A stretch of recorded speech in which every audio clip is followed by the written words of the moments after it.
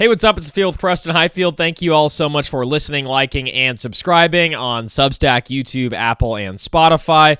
Been a really fun college football season. Planning to keep the content going as often as I can, as much as possible, whether it's written form, whether it's podcasting, whether it's short form videos on the YouTube channel. Sometimes I'll post those there, and they won't make it to Substack. So wherever you're listening, whether it's on Spotify or Apple or watching on YouTube or Substack, just know that you can kind of go to any one of those avenues and find some content on there.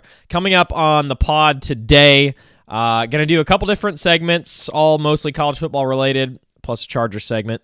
The Oregon Ducks offense, I know it's not super fun to talk about, but it was remarkably mediocre this year against good competition, and I did a deep dive into why. Quick little tease, Oregon's best six opponents, against Oregon's best six opponents, they averaged 18 points a game this year compared to 36 points per game last year. Massive decline offensively for Oregon this year. I will explain why that is. Another segment, we have the final college football playoff rankings and the AP rankings and kind of looking at those just in a funny way from preseason to postseason and kind of why the preseason poll doesn't matter as much as people like to say it does. Then I'll give my way too early top 10 for next college football season. I'll give you guys the odds to win the 2026-27 college football national championship. See if we like a favorite in there. See if we like a long shot. Remember, Indiana was plus 10,000 preseason to win the Natty. Just kind of wild. And then we will go Chargers, hiring Mike McDaniel as the OC, why I love that hire, and why I can't wait for it for Justin Herbert, and just kind of a little bit of a Chargers offensive preview going into next season, talking about their cap spending and their O-line, and why next season, some people are saying the Chargers are a Super Bowl favorite next year, or one of the Super Bowl favorites. Remember, no one was really saying that about the Seahawks this year, and it looks like the Seahawks might win the Super Bowl, so we'll dive into that as well. Okay, so let's start with the final AP rankings for the college football season. Obviously, congrats to the Indiana Hoosiers and the Miami Hurricanes for making the Natty and winning the Natty. I like to do the side-by-side comparison just to take a look back at it before I give you guys my way too early top 10 for this upcoming college football season. Final AP top 25. Here we go. Number 1, Indiana. Number 2, Miami. Number 3, Ole Miss. Number 4, Oregon. There was your final 4. Number 5, Ohio State. Number 6, Georgia. Number 7, Texas Tech. Number 8, Texas A&M. Number 9, Alabama. Number 10, Notre Dame. Number 11, BYU. Number 12, Texas. Number 13, Oklahoma. Number 14, Utah. 15, Vandy. 16, Virginia. 17, Iowa. 18, Tulane. 19, JMU.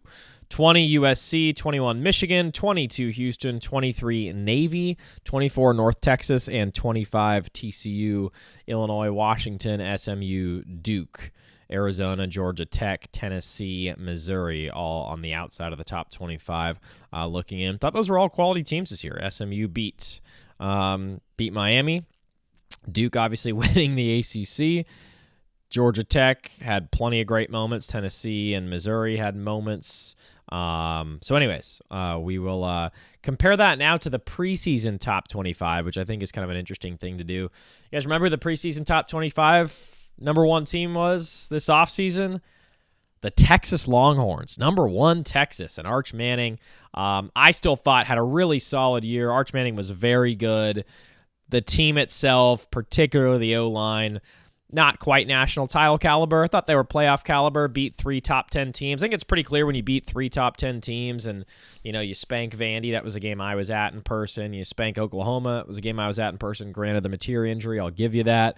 But thought they were a college football playoff caliber team. Just didn't get quite the invite with 3 losses there, including a narrow loss to Ohio State. No shame in that on the road to start your season. Penn State was number 2. Whoa. That's a rough one. That is a flat-out rough one. Ohio State 3, Clemson 4, another really rough one. Georgia 5, Notre Dame 6, Oregon 7, Bama 8, LSU 9, rough, and Miami 10. By the way, Arizona State 11, Levitt injury, etc. Illinois 12, South Carolina 13. Illinois and South Carolina incredibly overrated in the preseason. Really overrated in the preseason. But there were 4 teams in there And, it's like Penn State, the talent was still there. They played Oregon very well. They just imploded mentally. I mean, Oregon broke them. Oregon broke them in that late September game in Happy Valley, Beaver Stadium, whiteout, NBC. No Eagle Todd Blackledge on the call. Catherine Tappan, pour the grease on it. A couple of close friends who made it out there. Great effort. Great game. Oregon was kind of in control, up 17-3, but then Penn State rallies, even takes a lead in overtime. Dante Moore clutches up in overtime, plays really well for Oregon, and Oregon ends up beating Penn State, and then they just implode. They lose to UCLA the next week to Nico. That was a wild loss. And then they implode. Clemson, they lost to Penn State, I believe, in the Pinstripe Bowl at Yankee Stadium. Really weird year offensively for them. They ended up firing Garrett Riley. I wonder if he picked up a job. Let me look at that. I just kind of like going freestyle off the dome. I know this isn't a great opening rant, but okay, offensive assistant at Missouri now. All right, under Coach Drink, Lincoln Riley's younger brother. And listen, he's only 36. He'll be 37 next season, so still a really, really young guy, but was a hot coordinator after his TCU days when TCU made the Natty, and then couldn't really revive the Clemson offense. Cade Klubnik, really good season last year, not as much this year. I got a lot of respect for Cade, just staying at Clemson. I'm sure he's taken care of, but staying at Clemson and battling through the tough times and not abandoning ship and playing pretty well. Got a lot of respect for Klubnik, man. I got a lot of respect for Klubnik. LSU, probably the second biggest implosion this year behind Penn State. The Brian Kelly days, they seem like forever ago, and they also seem like yesterday. I think the Lane Kiffin saga helped kind of erase that memory, or at least minimize the memory of the disaster that was Brian Kelly at LSU this season. Listen, he had a couple of good runs there, right? They beat Bama with Jaden Daniels. Jaden ended up winning the Heisman. There were plenty of good times with Brian Kelly, but it was trending in the wrong direction, and then it really imploded with some injuries. And they lost some close games, like barely lost to Vandy. I mean, they played well, but just not quite good enough. So those were kind of the four teams that imploded out of the top 10. But I always think it's fun to just kind of look back and see how the preseason AP top 25 compared to the postseason AP top 25. Okay. Let's get to my way too early top 10. My way too early top 10 in college football for 2026. It is January 22nd, 2026, so we are over 8 months away from the start of the college football season. I don't know how you really actually do these anymore. I think in years past it was pretty easy to say with relative certainty. I'm talking like 2010s. Yeah, Bama's going to be there. Yeah, Clemson's going to be there. Yeah, LSU's probably going to be there. Georgia every other year, especially when Kirby got it rolling, they're going to be there. Oregon's certainly a safe bet to be in the top 5 or top 10. Ohio State, certainly a safe bet to be in the top 5 or top 10. But, nowadays I'm like, I don't know. So, by the way, going back to that preseason top 25, you want to guess where Indiana was ranked? Indiana was number 20 in the preseason top 25, and even after a great year, Miami, the U, they were number 10, and I even thought that was maybe too high. Anyway, so the point is, like, obviously Indiana Signetti, that they're an outlier in the history of the sport in terms of just a sensational job. Everyone calling it the greatest story in college football history, or one of them, greatest turnaround in college football history or sports history. And I like I said, I already did a different segment on that. All the respect in the world to Signetti. All the respect in the world to Indiana, Mendoza. I thought Mendoza was just a super, super, super special player this year. I think maybe we might look back and just realize how special he actually was. We'll see what Josh Hoover does next year. But I'll give you my way too early top 10. I'll just list them out, and then I'll go one by one and kind of tell you why.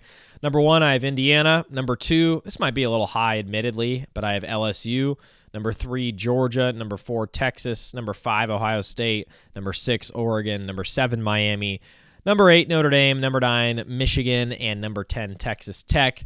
I think Ole Miss and Texas A&M are kind of right on the outside looking in as well. Don't really know how how to judge either of those teams. Obviously, the whole Trinidad thing is up in the air right now. And then Texas A&M, it was such a fraudulent season, and I don't mean that in a rude way, but they played one of the top 8 teams in the SEC, and they got spanked by double digits. So it's tough to tell how good they actually were. Obviously, put up 3 points at home in the game against Miami. It's like, you got to leave me with a little something better than that to respect you all the way. But let's go one by one here. Indiana, they're bringing in Josh Hoover. I want to shout out Mark Schlabach for dropping his way too early top 25 for 2026 article because he lists out the key starters. So I like to do that. I'd like to list those out for you guys, and I want to give him the shout out and the credit for doing all the homework on who declared and who didn't and who they're bringing in. Obviously, Josh Hoover and the receiver Nick Marsh from Michigan State are the big names. Turbo Richard from Boston College, big name. A.J. Harris, the corner from Penn State, big name coming in. And they got some O linemen as well. A lot of losses for Indiana, though. They'll lose, obviously, Mendoza, Elijah Surratt, Pat Coogan, who's the center, Rose Bowl MVP, Notre Dame transfer, Roman Hemby, the starting running back, Stephen Daly, awesome D lineman, Aiden Fisher, awesome linebacker, Lewis Moore, the heavy-hitting safety, number 7. It looks like they're also going to lose Kalen Black, the backup running back. Looks like they probably will bring back Omar Cooper Jr., Pons, and their left tackle Carter Smith, who was their all-conference selection. I should say those guys have eligibility left, and they haven't declared. So as of right now, they all might come back, and that would be obviously huge. Pons, in my opinion, is the best corner in America. Cooper Jr., best catch of the season. He's amazing. And Carter Smith, for an O-line that was actually not overly heralded, but was really good. Coogan and Carter Smith were their two best players on the O-line in the eyes of most folks. So Carter Smith is the left tackle. So that's your Indiana situation. To me, it comes down to how good Josh Hoover is. I mean, again, it's Sig playing the portal perfectly. He's recruiting already developed, already very experienced, really good quarterbacks, along with other developed guys as well. And that's the trick to the portal and the trick to Indiana's greatness. It's not just that they're very well coached. They are. It's not just that they have really good players. It's that they're experienced and developed. And that was the big difference this year for Indiana. They had so many veteran guys who were like 22 and 23 years old when they were going up against a lot of the 20-year-olds from Oregon this year. It was just night and day difference in terms of experience, development, etc. So that's Indiana's kind of secret sauce, along with Sig's just drill sergeant, and I mean that in a complimentary way, drill sergeant, like focused, disciplined attitude. I think that is Indiana's secret sauce. So we'll see how good Hoover is next year. I've seen him in person twice now. He's really good. He's really mobile and athletic, like similarly mobile to Mendoza. So I think people will probably enjoy watching Josh Hoover next year in that offense. I imagine that he'll play a pretty similar style to the way that Mendoza did, to be honest. Okay, LSU, this one's all about Sam Leavitt and Lane. Leavitt and Lane, baby. I think that's going to be a pretty crack duo. I really can't wait to see them in action. Let me pull up Schlabach's article just so I can give you really quickly the tidbits on who's leaving and who's staying. Where does he have them? He has them at 15. Okay. Obviously, Nussmeier's gone. Lost a couple receivers. They will lose Harold Perkins, Delane, the awesome corner. But they do bring in Jace Brown from Kansas State. Really, really fast. Small guy. Really fast. Eugene Wilson from Florida. Interesting. Blake Purchase is going to Ole Miss. Blake Purchase from Oregon is going to Ole Miss. Brought in a lot of dudes on defense. Yeah, man. Whit Weeks is coming back. I really think this one's all about. I think this one's all about Lane and Leavitt. And you'll see with my list that I'm big into veteran quarterbacks. That is what excites me. Looking in the preseason anyway. Now, it didn't always pay out this year. I mean, Garrett Nussmeier, veteran quarterback, that didn't work. Cade Klubnik, veteran quarterback, that didn't work. Drew Aller, veteran quarterback, that didn't work. So, it doesn't always work. But I really believe in Sam Leavitt. I think he's a special talent, and obviously Lane is one of the most respected offensive minds in the sport. So, that'll be a crack combination. If they can keep their defense decent, they should be good. I don't know how quickly I should run through this or not. I'm getting kind of detailed, but Georgia, Gunnar Stockton, and Nate Frazier are back. A lot of questions at wide receiver. They were a really good team this year. I think they blew out Alabama in the SEC title game, and I picked them to win the national championship after I saw that performance because they were just a really physical team that I thought kind of had it going, and I just really like Stockton, but their defense was actually pretty inconsistent this year. I think it was really good when it was locked in. They really locked up Texas. They really locked up Alabama, but second time. But they got smoked by Trinidad. They won the game, but they got smoked by Trinidad a couple times, and then they lost the game, obviously, in the playoff. So, and I think maybe Trinidad's just that special. I actually do think he's just that special. I said he's the best QB in the sport all year long, just from his dual threat ability. I think he's that special. But,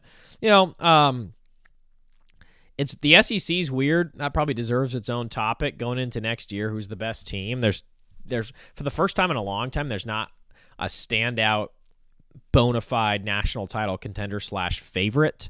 I still think, I know people aren't going to love to hear this, I actually still think the SEC is the deepest conference. I think they're the deepest conference, especially when you look at schedules. I don't know if they're the best at the top. I think the Big Ten has proven the last 3 years. 3 years running, they've had the Natty champion. But you look at the difference between like Ohio State's schedule and Oklahoma's schedule. Ohio State's schedule is a joke compared to the SEC schedule. It is an absolute joke. Now, again, the teams at the top in the Big Ten are just as good, but the depth is so much better in the SEC. And you're gonna, if you can't see that, I don't know what to tell you. Either everyone in the NFL is really dumb, or they're not. I could do the side-by-side schedule. I was looking at Ohio State's schedule, and I was like, dude, they didn't play anyone good outside of Texas all season until the postseason. Sure enough, they're on a 2-game losing streak. Okay, I do have Texas at 4. Arch is back. They added a lot of offensive firepower in the portal. Schleybaugh has them at 2. They do lose Taff and Anthony Hill and Trey Moore. Those are big losses on defense. They lose Muhammad, who was their best corner. Trey Wisner, really good running back. He was actually the SEC's leading returning rusher going into the season. Smaller guy, was never really fully healthy. They had Cam Coleman. Apparently they're paying him big money. Obviously the Auburn receiver. Hollywood Smothers, awesome running back from NC State. Raleek Brown as well. So they bring those guys in. They got Wake Forest's best tackle, Siani. Still have Ryan Wingo. Apparently, they're going to bring back Trevor Gooseby, who was their only good offensive lineman this year. He was their left tackle. He was a projected first-round pick for a while. Will Muschamp is being thrust into the new DC role. Sark fired Pete Kwiatkowski. So that'll be something interesting to watch. I thought their defense was pretty good, but a little inconsistent, but pretty good this year. The biggest problem with the team, without question, was their O-line. Their O-line was no good. They absolutely whiffed in the portal. And to me, outside of the Wake Forest tackle, if Gooseby comes back, you got 2 good tackles at least. But Texas was 90th in the country in rushing this year. And by the way, a big reason for that was that Arch took off and scrambled a lot. Like in terms of pure hand the ball off to the running back, go ahead. They were not even in the top 100 of teams in college football this year. It was that bad offensively on the ground for Texas. Like Arch had no help at all. And to me, dude, I don't care who you are. If you're think about how good Indiana was this year. They ran the ball like 70% of the time, 65% of the time. Many games, like, dude, Mendoza threw 16 passes in the Rose Bowl. They worked Alabama because they ran for over 200 yards. Mendoza threw like 20 passes against Oregon. They put up 55 points because they ran the ball very well. And he did hit a couple downfield explosives for sure, but they ran the ball very well. So I don't care who you are. You could be the best QB in the sport. If you don't have any running game and limited pass protection, it's going to be tough, man. It's just going to be tough. So I hope for the sake of Arch and for the sake of Texas, they can get a better running game going next year, and that starts with the interior of the O-line. So if they get that really good, then they are a legit top 5 team. Number 5, Ohio State. Julian Sayin is back. I think they're going to be more of an offensive-oriented and offensive-minded team this year. Let me pull up who they lost from Schleybaugh. Where's he have him at 6? So key starters expected to leave. They lost like all of their defense. Caleb Downs gone, Arvell Reese gone, Sonny Styles gone, Caden Curry gone, Caden McDonald gone, Igbinosun gone. Pretty much lost all their defense. All those guys going pro. They also lose Carnell Tate and Max Clare, the Purdue transfer at tight end. They are bringing in a ton defensively from the portal. They have 2 D linemen coming in from Bama from the portal, a safety from Duke, a linebacker from Wisconsin, a D tackle from UCF. So they're bringing in a lot of dudes from the portal. Have Bo Jackson and Jeremiah Smith and Julian Sayin back on offense. I thought they got way too conservative offensively. This year. Ryan Day has not named a replacement for Brian Hartline, who was the OC, longtime amazing receiver in his prime at Ohio State as a player, amazing receivers coach. Obviously, Ohio State's been on an insane run at recruiting and developing receivers over the years. Brian Hartline, arguably the reason for that. He's been there for a decade or so, but he took the South Florida job in the offseason, so now he is out there in Tampa, and they don't have a new OC yet, so that is interesting. Chip Kelly is at Northwestern, so he's not going back to Ohio State. I wonder if Coach Day, I shot him a little text. Hey, you want to go ahead and ditch Northwestern and come back to Ohio State? Be interesting. Matt Patricia's still there. Patricia's a great coach. I thought that their defense obviously was sensational this year. It was their offense that let them down. I think Coach Day got remarkably conservative, and they also couldn't run the ball when they needed to. Like, I remember vividly watching that Indiana game, being like, yeah, they're in the red zone and they can't run the ball. 3rd and short, 4th and short, they get stuffed. Obviously, that happened against Miami as well. Weren't good enough on the ground. Hit one big play, Jeremiah Smith, then Sayin throws the pick 6, and they didn't do much at all on offense in that game. Again, Miami, really good defense. Indiana, really good defense, but you got to get better on the ground if you're Ohio State. I have Oregon at 6. Whole D line is back. Tatum Tuioti, Mateo, Bear Alexander, Amari Washington, who was a projected first-round pick. All 4 of those guys are arguably first-round picks. Like, I thought Tuioti was the best of all of them this year. Amari Washington is a projected first-round pick. Bear Alexander has the 5-star pedigree, and he finally lived up to a lot of that hype this year. And then Mateo has been projected as a first-round pick. So, legitimately, I think all of them could go first round. Maybe 3 of 4 actually will. So a really good D-line coming back. I think most linebackers besides Betcher coming back, Devin Jackson, Jerry Mixon, those guys should be coming back to my knowledge. Aaron Flowers, redshirt freshman, Iffy freshman, Brandon Finney freshman. Dylan Thiemann is going pro, but you have Coy Parrish, who's like his clone from Minnesota, coming in. I remember watching Parrish 2 years ago as a true freshman at Minnesota. He's from the area. That's why he went to Minnesota, but he was a high 4-star, even 5-star by some services. 6'1", 200, insane athlete, insanely good punt returner. I think they could maybe make him the punt returner next year. That is a great addition. I still have big concerns at the QB spot. It was nowhere near good enough this year. 18 points a game on offense against the 6 best teams they faced. You do bring back Dierre Hill and Jordan Davison next year, which is awesome for Oregon. 2 sensational true freshman running backs from this year. Jamari Johnson, great tight end. DeCorian Moore, Evan Stewart, Jeremiah McClellan. That might be the best wide receiver trio in college football. I mean, they're great. Malik Benson's a loss, but I don't know, man. I think the question at QB is that looms large. That looms really large, and I'll get to that in a second when I do the Oregon Ducks offensive segment here. Okay, number 7, Miami. They do bring back Malachi Toney and Mark Fletcher, the running back. They lose their 5 best defensive players, including Bain and Mesidor. That's really tough to overcome. I think Miami in general is just a TBD with the Darian Mensah situation. I believe Duke is now suing him for trying to get out of the second year of his NIL contract, which is certainly in their right. He signed a 2-year deal, and he's trying to dip out of it. College football needs some serious legislation, man. They need some serious law and order. In the NFL, you can't do that. You can't just say, "No, I'm good on my contract." So certainly hope Duke wins that legal battle, as they should. Something tells me Miami will find enough money to try to get Mensah out of there. We'll see. It's getting complicated, man. College football is getting very complicated. Starters expected to leave for Miami: Carson Beck, Francis Mayoga, their great tackle; Brockermeyer, their center; Daniels, really good receiver; Marion, good receiver; and then obviously Ruben Bain, Akeem Mesidor, Torre, Besant, and Thomas. Those are actually their 3 leading tacklers this year. So a lot to replace next year for Miami. Cristobal really earned my respect, and I think the respect of many with this postseason run. It's still really stiff on offense.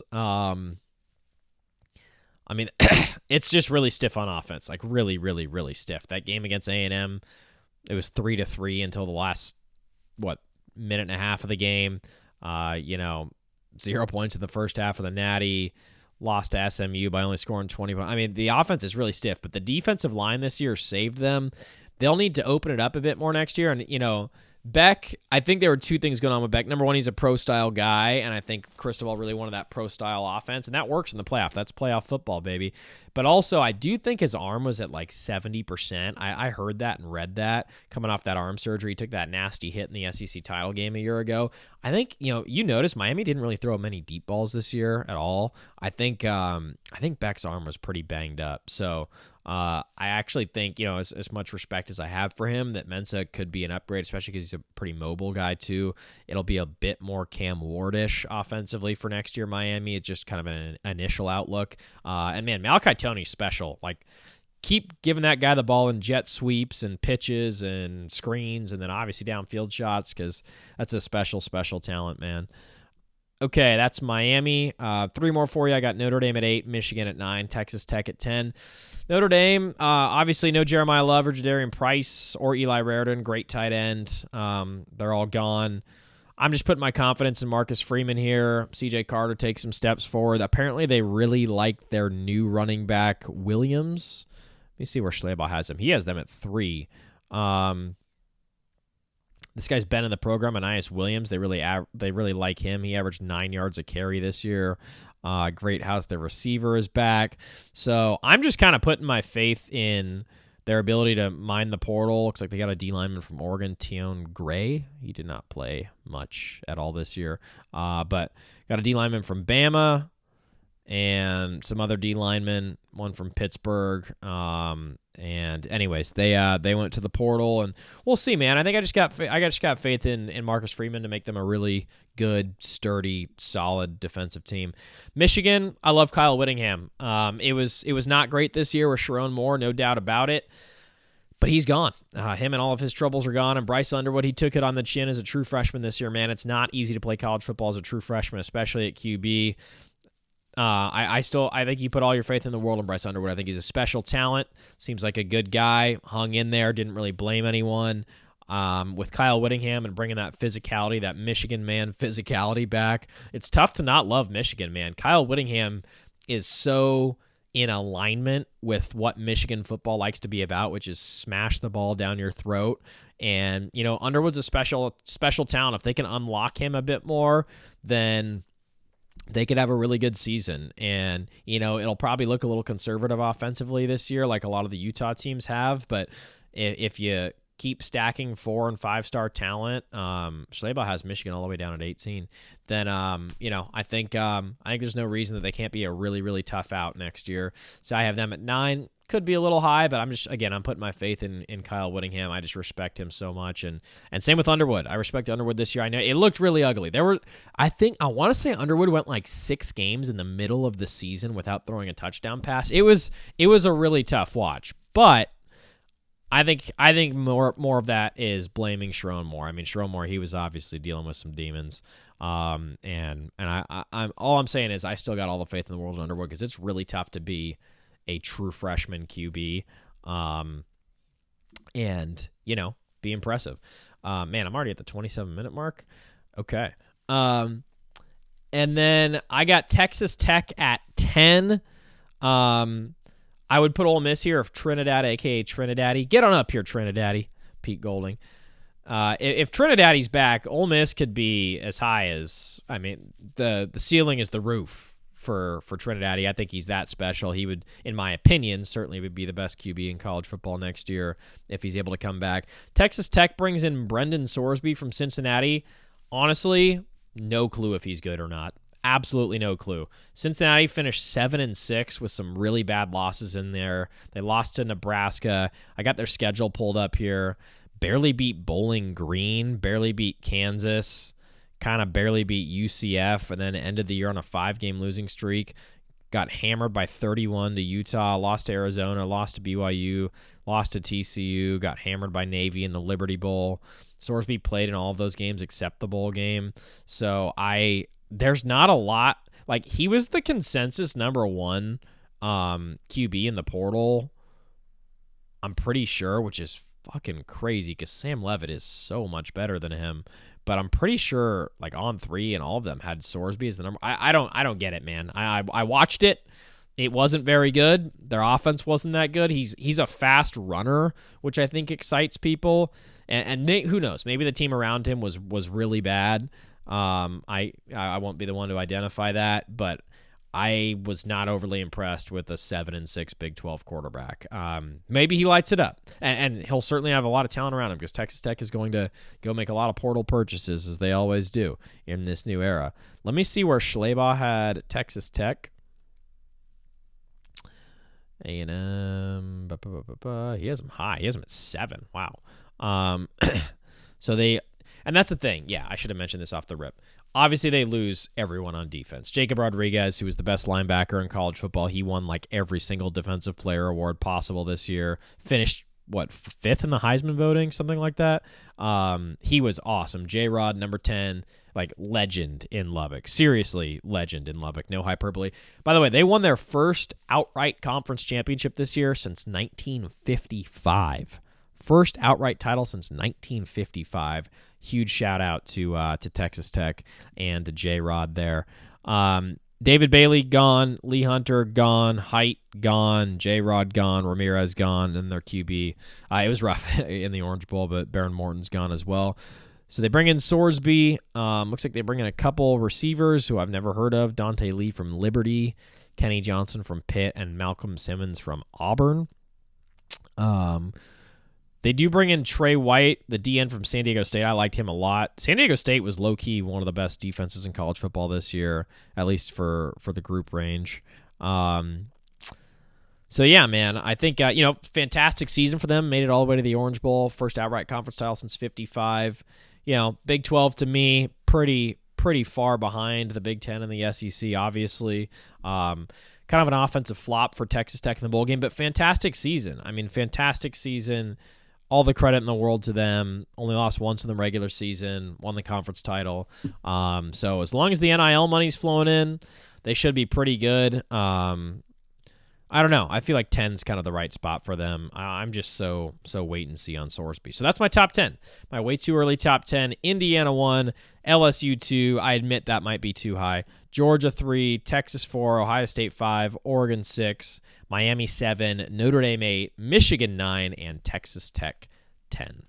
Okay, just for fun, let's take a look at the odds to win next year's College Football National Championship, the 26-27 season. Crazy to say that out loud, that it's already the 26-27 season. These odds according to BetMGM.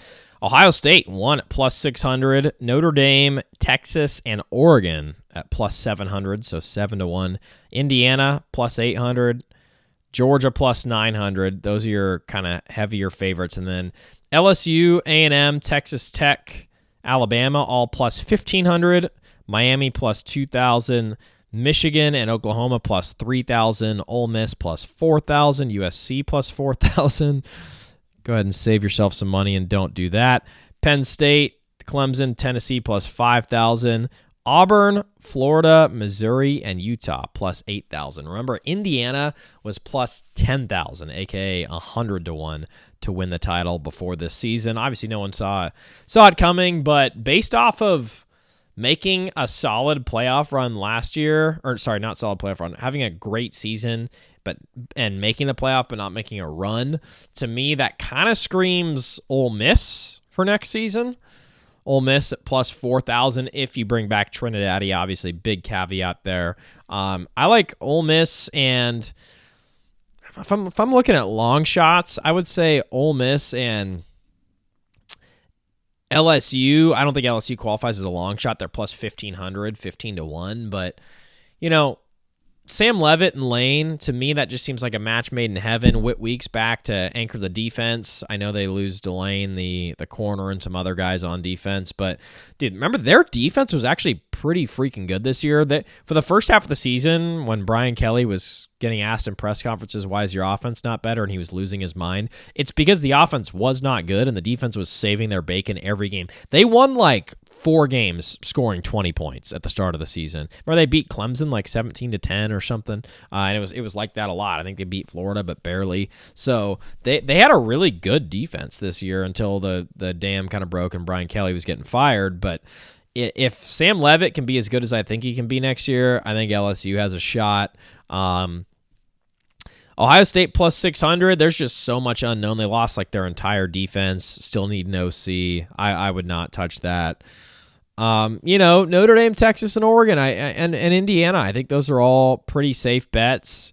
A lot of people have Georgia with Gunnar Stockton back. Man, it's so tough to predict these days. I mean, like I said, for the way too early top 10, I don't even know where you start on predictions these days as far as in the preseason declaring a team a national title favorite, because it's just such a one-year sport now. Everyone's roster's flipped by 30, 40, 50% every year. All these title contenders practically have new quarterbacks, although I will say Ohio State, Sayin back, Notre Dame, Carr back, Texas, Arch back, Oregon, Dante Moore back, Georgia, Gunnar Stockton back. So you have 5 of the top 6 have returning QBs, but again, that did not work last year with Nussmeier, with Aller, and with Klubnik. Everyone was banging the drum on how good and experienced those guys were going to be, and those seasons were all borderline disastrous, so it doesn't always mean that. I guess A&M, I'm not buying A&M.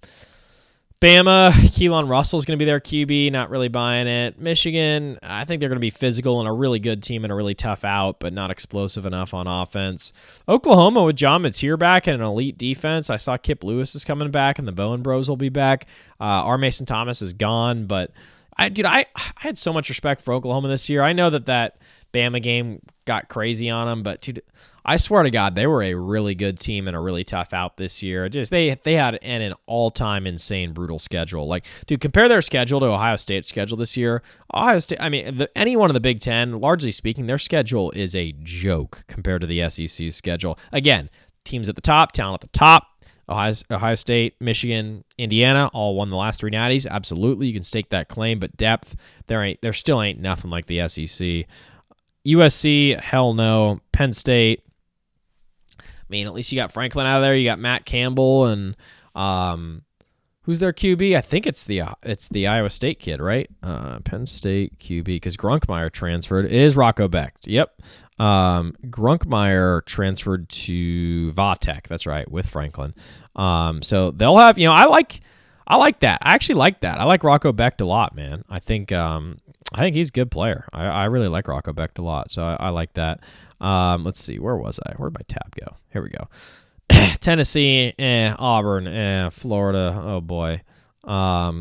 Missouri, Utah. No, I don't see it with any of those teams. But man, if I had to pick a quote unquote long shot, if LSU can count, I don't think they can, but let's just say they can, plus 1,500. They're not in the top 5 of favorites or anything. I would probably choose them. And then one of those favorites, who do you have the most confidence in? Ohio State, Notre Dame, Texas, Oregon, or Indiana? I would say Indiana. I know they'll be new at QB. I know they're losing a lot. But, man, Signetti, the Sig 10, I would have the most confidence in Indiana to be my preseason title pick. Okay, so this segment may be a little awkward for my Oregon fans out there. Apologies in advance. But I was studying it, and I was like, this is a bad offense against good competition. What the hell is going on? And I was like, my tape, the tape is not deceiving me, right? So I went back and put stats to it. We all saw the tape, unfortunately, in the Texas Tech and Indiana games. I was a train wreck offensively for Oregon, but I went back and looked at the stats too, because I was like, I'm not just like making this up or seeing things wrong, right? So let's go back and run through some stats here, comparing 2025 and 2024 Oregon football against their 6 best opponents defensively, okay? Same conference. I will give you that in 24, Oregon did not play Indiana. I do think the schedule was slightly harder this year for Oregon in terms of defensive opponents, so I will grant you that. But the gist of it is that I went back and looked, and I'll detail it out in a second, but against the 6 best opponents in 2025, Oregon averaged 18 points a game on offense. 18. That's it. 18 points a game, with a defense giving them good position, with a kicker, almost uncharacteristically for Oregon football, drilling deep clutch kicks in bad weather. It was that bad. Offensively for Oregon in 2024 against their 6 best opponents, 36 points per game. Double. Much better, a truly elite number. 36 points per game against really good defensive competition is a very high-quality number in college football. 18, obviously not good enough. So let's actually do it game by game. So 2025 for Oregon, the six opponents I included were Penn State, and I should say in regulation. So I gave Oregon 17 points for this one because that's what they scored in regulation. So 17 points against Penn State, 13 points offensively against Indiana, 21 against Wisconsin, 18 against Iowa, and 26 against Washington. Those are your games there. Did I give them USC? Oh, point is, those are the 1, 2, 3, 4, 5. I included Texas Tech. They scored 23 points against Texas Tech, which, by the way, they scored a touchdown in with literally 30 seconds left, complete garbage time. They basically had 16 points in that game, but I gave them 23 because they ran it in ultimate garbage time. So those are your 6 opponents for 25. Those averaged 18 points a game. Okay, and by the way, your defense gave you a million good opportunities against Texas Tech, and you didn't capitalize on those short fields. All right, flashback to 2024. Ohio State, 32 points. Illinois, 38. By the way, you had 35 at half. Oregon could have put 70 on Illinois if they wanted to. They were up 35-3 at half and basically put in the backups and were like, hey, no one get hurt. So 38 against Illinois. 38 at Michigan, really impressive performance. 16 at Wisconsin. Tough weather game, really tough defense. I've hammered home that Wisconsin has a really good run defense. It's been a mess as a team the last 2 years, but they have a really good run defense, I swear to God. Only 16 points. Washington, you put 49 on their head, and Penn State, you put 45 on their head. So those are the 6 games I chose. I thought those were the best defenses. I did not include the Ohio State game where they only scored 21 points, much like this year. I did not include the Indiana game in the playoff where they scored 22. So that is laying out just obviously a massive decline in offensive production this year. Now, let's drill into why, okay? So 2025, this year, Penn State game was a pretty good game. They were up 17-3. I thought moved the ball okay. And then in overtime, Dante Moore was incredibly clutch, cool, calm, and collected. Again, insane environment, 100,000 people there, really good defense. That was back when Penn State still had all the hype in the world. Again, it turns out they weren't a very good team, but they were playing with confidence of a good team. You get the point. Indiana, 13 points, total dud. No excuses there. I know Dante Moore got hit in the leg in that game. It was a nasty hit in the third quarter. I thought his mobility really declined after that, but again, just nowhere near good enough. Threw a couple late picks. That was a really ugly game offensively. 13 offensive points. Wisconsin, driving rainstorm, ton of wind, 21 points. To me, not really quote-unquote acceptable for a national title contender, but I will give you, I don't know who's throwing the ball well in that weather. Like I mentioned earlier in the season, I was at the Indiana at Purdue game. Again, Purdue much worse defense than Wisconsin, but I was at that game. It was like 7 degrees out with the wind chill. The wind was insane. And Indiana still put up like in the 50s. And again, Purdue, much worse defense. But my point is, offensively, you should be able to manufacture more than 21 points against a bottom dweller Big Ten team. At Iowa, really good defense. Oregon played ball control that game. They ran the ball incredibly well. They were much more physical. They out-Iowa'd Iowa notoriously in that game. Dan Lanning was super proud of that, as he should have been. They controlled the ball, controlled the clock, still had a chance to lose it, still needed to hit like a deep field goal in sleet late. But hey, they won the game. I thought they definitely very easily could have lost the game. Obviously, if they don't have an incredibly clutch kick from Sappington. Going back to that game, he hit 3 or 4 field goals, I think 4, including the game winner from 40-something. That was the best game I have seen from an Oregon football kicker ever. I mean, there are probably others. I think Mosley on Go Ducks put it in historic perspective. I've been watching Oregon football. I have not missed an Oregon football game for at least 20 years. I'm in my mid-30s now.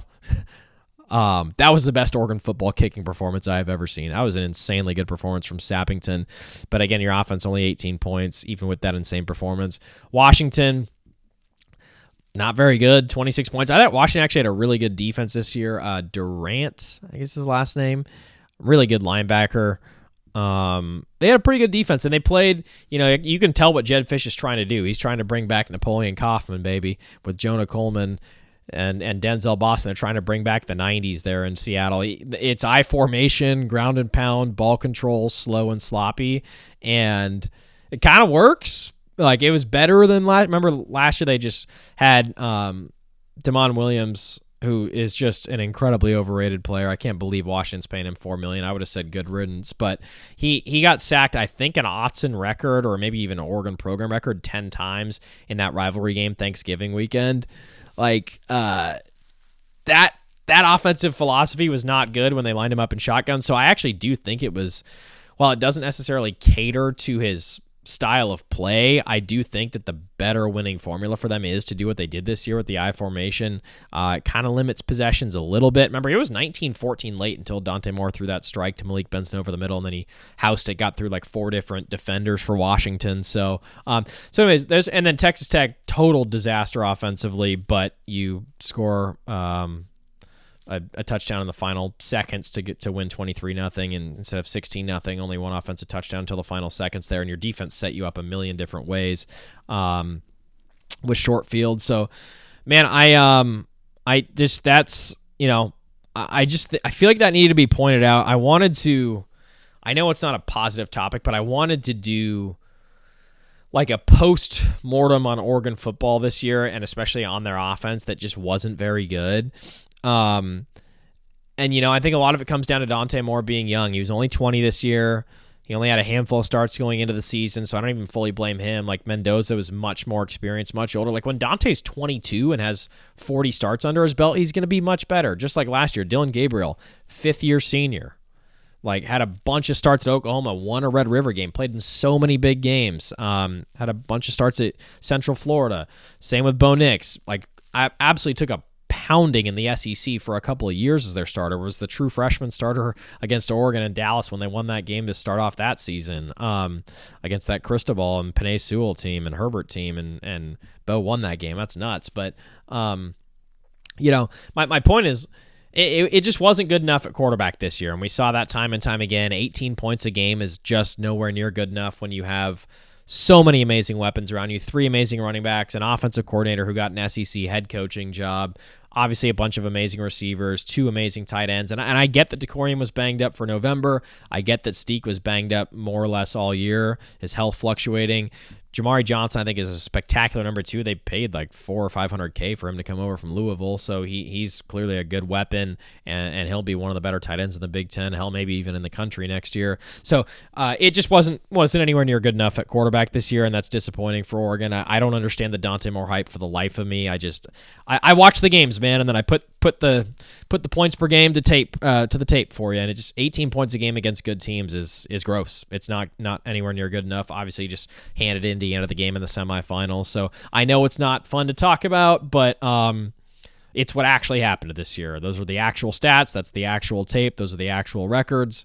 So Oregon needs to get a lot better at quarterback next year, man. I wouldn't be surprised if they benched Dante Moore for Dylan Raiola. I seriously wouldn't. I think Rail is much better.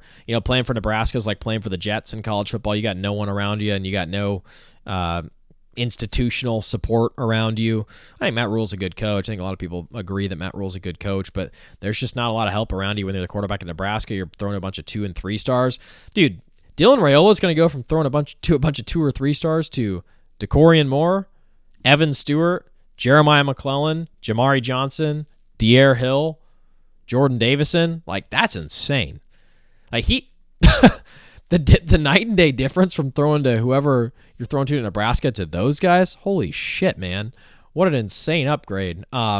So again, and I also think Dylan Raiola's presence is going to push Dante Moore next year. And Dante Moore is going to have to understand, now he's going to get paid $4, $5, $6 million, which is fucking absurd. If I was Phil Knight, I would have told him to go back to UCLA or to Detroit and take a hike, and we'll take Dylan. Thanks for playing. But I don't run Oregon football. Phil Knight does. And Dan certainly doesn't. Let's get that straight. Phil Knight cuts the checks, and Phil Knight makes the decisions, all right? And Phil Knight obviously likes Dante enough. I do think that Dylan's presence is going to be huge. I think, remember, Dante Moore got banged up this year a couple times. They brought in Brock Thomas because they wanted to preserve Austin Novosad's eligibility, and it was funny after the Wisconsin game when Dan totally kept ducking the question. He was like, yeah, no, all the I don't know what you guys are talking about. All our players just lifted up Brock Thomas in the locker room. You should have seen it, man. It was awesome. I'm sure they did, and I'm sure that was awesome. Why didn't you just say, why weren't you honest? It's obvious you weren't honest. That's okay. You were lying to the media. That's okay. But you preserved Novosad a year of eligibility, and now Novosad's at Bowling Green. Shout out to the MAC. I really thought Novosad was going to go to Kentucky. I guess they paid Notre Dame's backup, but I thought he was going to go to Kentucky. Really odd that he's at Bowling Green. I swear to God he was better than Dante Moore in the spring game. I swear to God he's better than Dante Moore. Just that Dante had the NIL deal in place, and money talks. But Novosad, if you're somehow listening to this, I swear to God you are better than Dante Moore. Go out and prove it this year, young man. Ball out at Bowling Green, and then get a big-time offer for another year or two of eligibility while you're at Oregon. Go do it, man. Or while you're in college, go do it. Ball out at Bowling Green, and then go get a bag from